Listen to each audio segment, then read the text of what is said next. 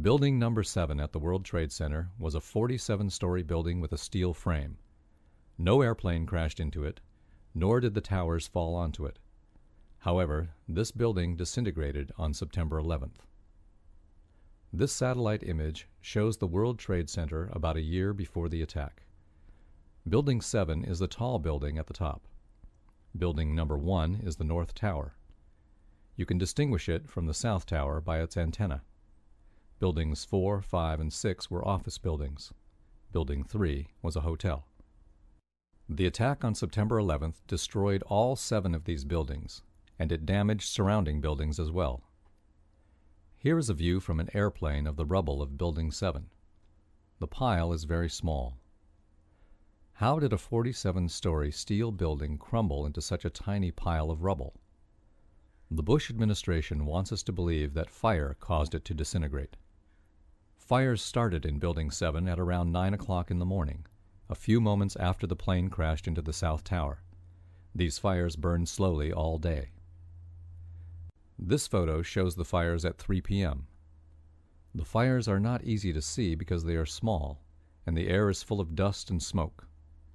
Nearby buildings and reflections make it difficult to figure out where Building 7 is, so I'll fade out the other buildings for a moment so that you can see Building 7 more clearly. There are flames coming from only a few of the thousands of windows of this large building. Most floors do not have fires, and those that do are burning in a few small areas only. Compared to other office fires, these are small.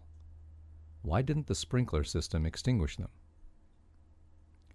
This photograph shows the rear of Building 7. This side of the building doesn't have many fires either. There are no fires anywhere along the base of the building. Incidentally, in the background of this photograph are buildings number 5 on the left and 6 on the right. Both of those buildings have very serious fires burning inside. The government has never bothered to explain how Building 5 ended up with such serious fires. Despite the fact that the fires in Building 7 were so small that the sprinkler system should have extinguished them, at about 5:30 in the evening, the building suddenly imploded and crumbled into a pile of rubble. How did a few small fires cause Building 7 to collapse?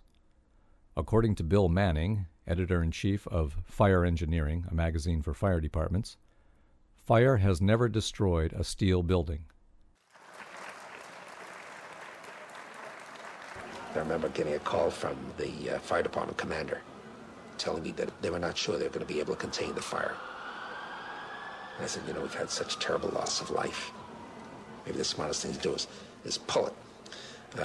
And they made that decision to pull, and then we watched the building collapse. Now the term pull, which you just saw Larry Silverstein use, is an industry term that means to demolish, a controlled demolition. What did Larry Silverstein exactly say here?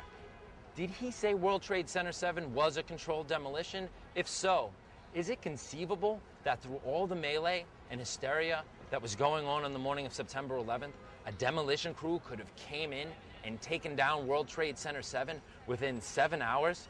Most controlled demolitions take up to 2 weeks in intense planning to make happen. If this is the case, the only explanation that makes sense is that a controlled demolition was planned way in advance of September 11th, 2001.